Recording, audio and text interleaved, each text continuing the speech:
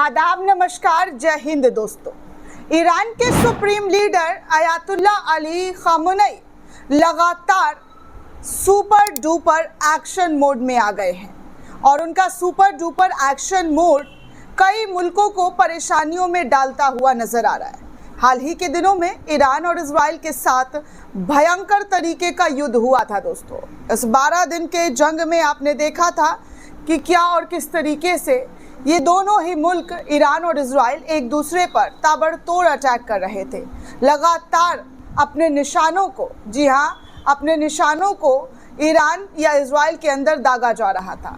हर तरफ चीख पुकार, कोहराम मची हुई थी, लोगों में अफरा तफरी, डर का माहौल बना हुआ था।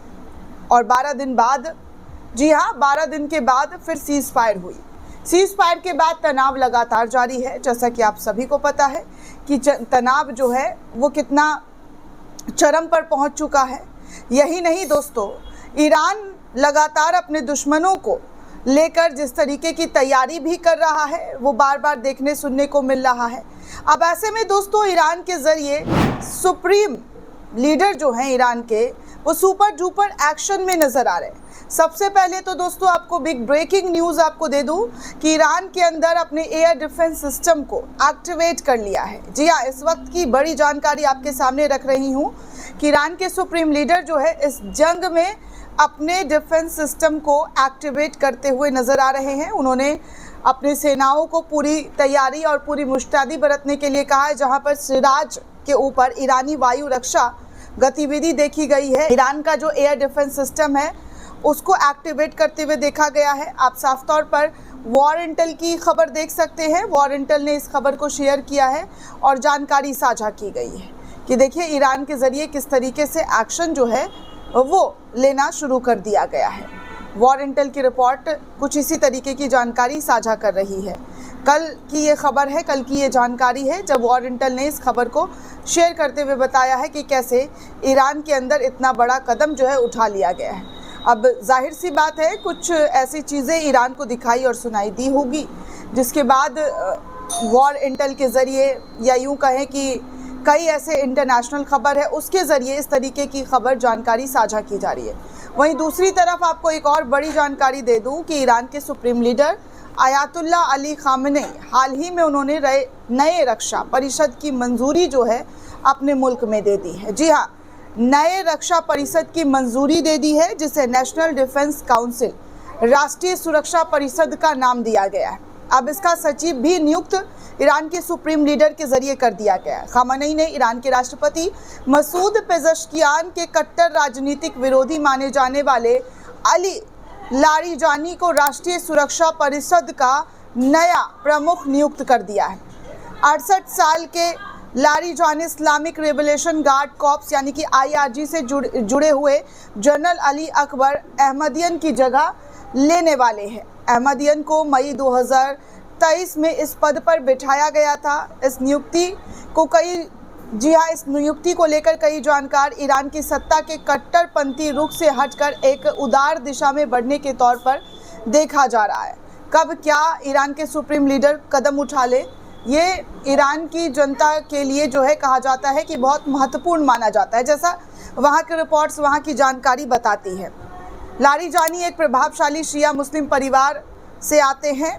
उनका जन्म 3 जून 1958 को हुआ। लारिजानी का सरकार से संबंध काफ़ी गहरा बताया जाता है और उन्होंने फिलॉसफी में डॉक्टर डिग्री भी हासिल की है। वो इस्लामिक रेवोल्यूशन गार्ड कॉर्प्स के पूर्व सदस्य भी रह चुके हैं। करीब 3 दशकों में कई वरिष्ठ सरकारी पदों पर उन्होंने काम भी किया है। ईरान के supreme leader Ayatollah Ali Khamenei ने उन्हें मई 2020 में अपने सलाहकारों में से एक सलाहकार बनाया हुआ था। लारिजानी ने 2024 के राष्ट्रपति चुनाव के लिए नामांकन भी किया था, लेकिन उन्हें चुनाव लड़ने से अयोग्य ठहरा दिया गया था। ये पहली बार नहीं था। 2005 में भी किस्मत उन्होंने आजमाई थी, मगर 6ठे नंबर पर वो रह गए।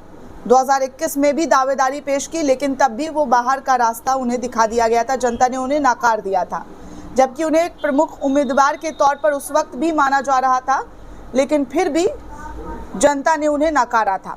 2005 से शुरू होकर लारिजानी ने ईरान की परमाणु नेतृत्व को जो है लगातार, जी हाँ, ईरान की परमाणु नीति को लगातार उन्होंने नेतृत्व किया था, लेकिन पश्चिमी शक्तियों के साथ 2 साल की बातचीत के बाद तत्कालीन राष्ट्रपति महमूद अहमदनेजाद के साथ गंभीर मतभेदों का हवाला देते हुए उन्होंने इस्तीफा दे दिया था। 2008 से 2020 तक संसद अध्यक्ष रहते हुए लारिजानी ने विश्व शक्तियों के साथ 2015 के परमाणु समझौते का समर्थन दिया था।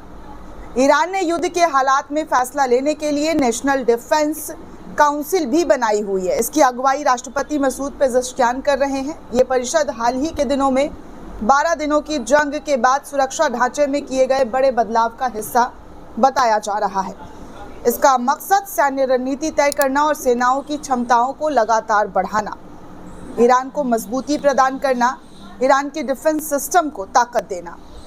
मगर इसमें लिए गए फैसले पर आखिर मुहर जो है दोस्तों, जिस तरीके का फैसला लारिजानी को लेकर किया गया, उसका आखिरी फैसला दोस्तों ईरान के supreme leader Ayatollah Ali Khamenei के जरिए ही लगाई जाती है।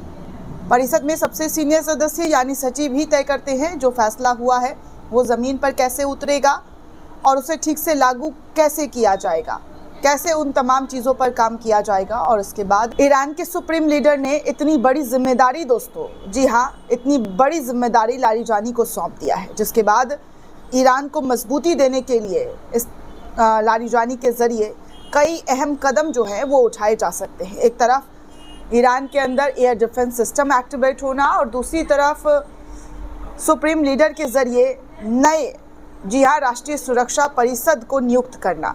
ये अपने आप में कई कड़े संदेश दे रहे हैं कि आने वाले दिनों में कुछ बड़ा होने की संभावना जो है ईरान के ज़रिए की जा रही है, जिसको देखते हुए ईरान के सुप्रीम लीडर के ज़रिए ऐसा कदम उठाया गया है। दोस्तों, इस पूरे रिपोर्ट को लेकर आप क्या सोचते हैं, आपकी क्या प्रतिक्रिया हमें कमेंट करके ज़रूर बताइएगा।